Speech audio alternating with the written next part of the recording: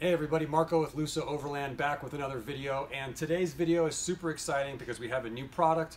Of course, it is exterior window moldings for the Gen 1 Montero. That's 83 to 1991, and of course all years of the Dodge Raider, same vehicle. So in this video, we're going to cover this product that we just created. It has been sorely needed throughout the entire world. These were all gone, impossible to find, discontinued, so we had to create our own version, and now they're here and they are live and available for purchase. So in this video we're going to talk about the moldings, the design, and I'm also going to show you how to install them on your vehicle. So if you're watching this, you probably already know the problems with the original set of moldings. The original Mitsubishi ones can curl up. This one, of course, is really bad. This is more common on the rears. They start to get this bacon look where they get all warped, and yeah, you can see this one's curling up here too, and then it starts to lift up, and sometimes you're driving down the freeway and then this thing just flies off. So outside of just looking bad, you can also just lose them entirely, and that was the problem. And the reason for that is, if I take this off, the original Mitsubishi ones, they're just solid plastic. There's no metal in here.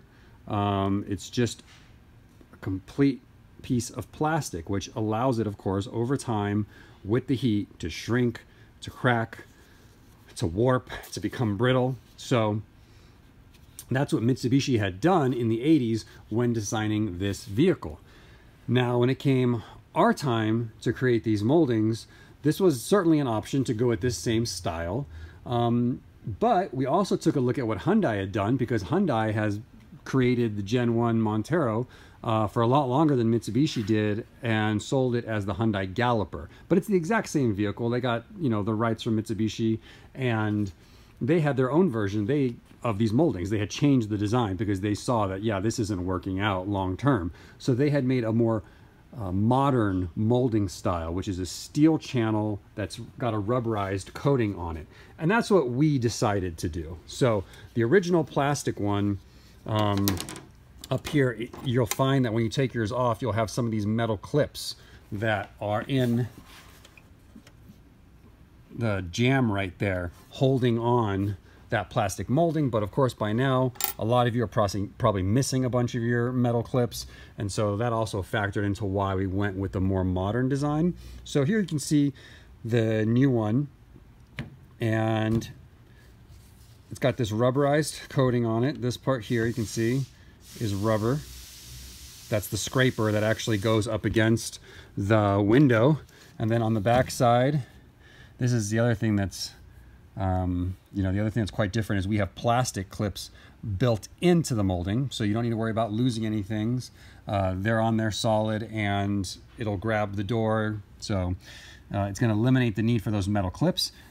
Felt lined on the window scrubber. Here's the rear one, a little bit longer, of course. It's got this channel cut out. These can stay looking great for a long time.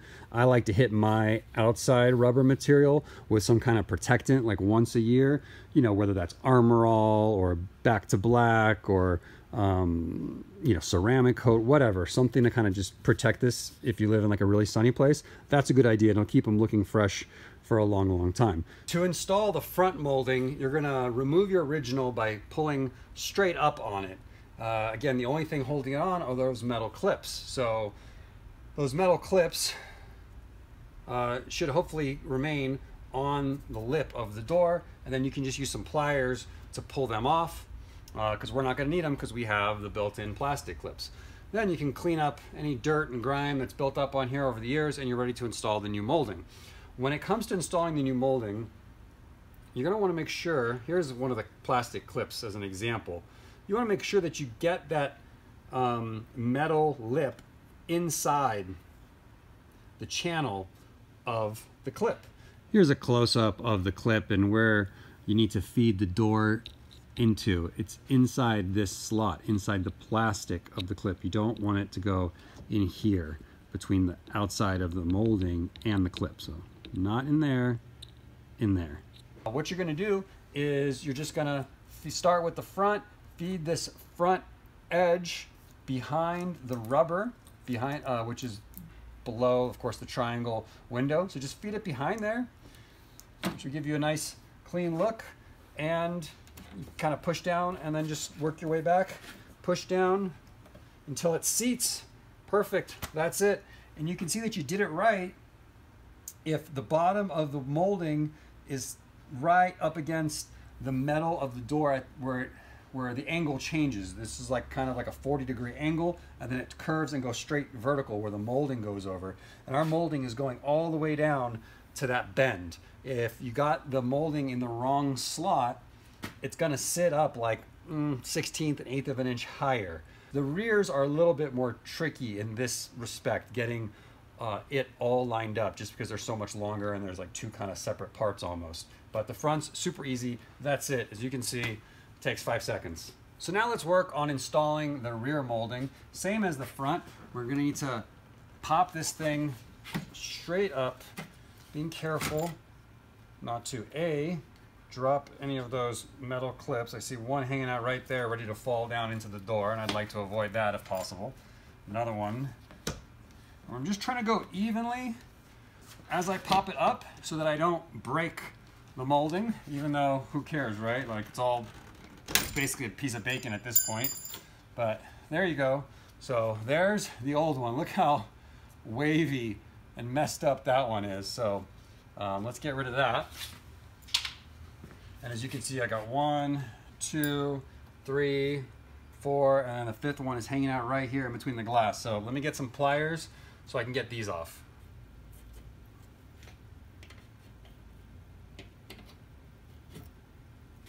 And now you can see that at least on my rear, I didn't have any on my front. I don't know if they used to be there or not, but in any case, we've got these little pieces of like rubber adhesive that are stuck to the metal of the door. We need to remove those. Those are what gave the original plastic molding that bacon wavy look as it curved around those. We don't need those. The new moldings are designed to fit snugly and evenly across the whole piece of metal without the need for any of that. So let's get those off of there. I'm just gonna try like a little plastic pry tool. Yeah, comes right off, just like a little piece of rubber. So, piece of cake. Okay, that's it. Now I'm gonna clean up all this dirt.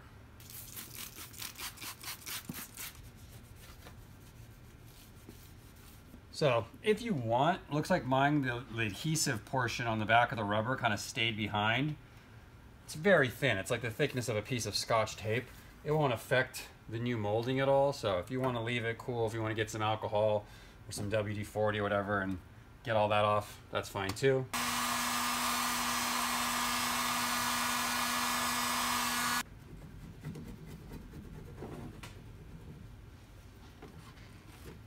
So I've got that edge all cleaned up nicely. Now it's time to install the rear moldings.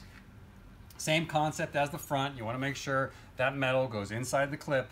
But a couple things to point out. Number one is, because of the design of this molding, you know, you've got this cutout here that weakens right here in the middle. It's not as strong as everywhere else because there's no material here. So I would urge you not to hold the molding on the short side just all by itself. If you do that and you let it go or you move it around, it's possible for it to easily bend right here. So support it on both sides. And the other thing is there's metal back on this back portion on the inside lip. It'll make sense when you're looking at it. I'll get you a close-up here in a second, where it's pushed out. It's a little bit wider here than it is anywhere else, and that can fight you a little bit on getting the rear lined up properly in the door channel. We're looking at the back half of the track now, and it's kind of hard to make out. But you see right here, there's metal, that another layer that points inward right here in another spot. So right here where that is kind of jagged, and this part especially where it's got this big extra piece, you want to make sure like your clip isn't on there. And you can slide the clips on the back of the molding. You can slide them on their track forward and back as you need to. Okay, so I just want to make sure that I'm lined up with the cutout on that pillar, and I'm just feeling for the plastic clips, for their little openings to make sure that they're going into the right spot on the lip of the door. That's feeling good right there. So now I just need to apply even pressure downward. And that's it. I can tell I got it right because it's sitting all the way flush. We're looking good. Let me show you what it looks like if I do it wrong. Okay, this is a good example of what I'm talking about. I did not get it into the right slot.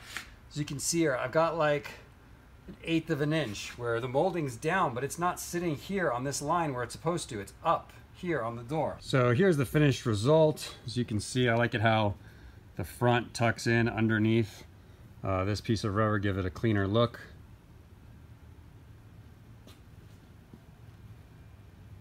And then you've got these little caps going over there where it meets the metal. Just like that. Super clean. Looks great. Really excited about this product. All right, you guys, so that's it for this video. A super simple install. And yeah, I'm very excited for this whole product line. And this is what we're focusing on in 2024, is not just, bringing in kind of the same old products that you can get anywhere. Even though there's value to having those things here, what we're focused on right now is developing products that were dead and bringing them back from the dead, and not just bringing them back from the dead, but taking the opportunity to make them better and improve upon the original designs when we can. And so I know that you have your choice when you buy auto parts. There's a million auto parts companies, and for something like oil filters, you can get those anywhere. But when you shop with Luso Overland, this is directly what you're supporting. That money gets put back into R&D and developing products that don't exist anywhere else in the world, like these moldings, like the high pressure fuel hoses, for example. So that's what we're focused on, and it's what is the most exciting for me, what it's the most rewarding for me as well, is to develop parts to help keep these vehicles that we love looking good and out on the road. So I thank you. You can find these at lusooverland.com, and I'll see you in the next one. Thanks for watching.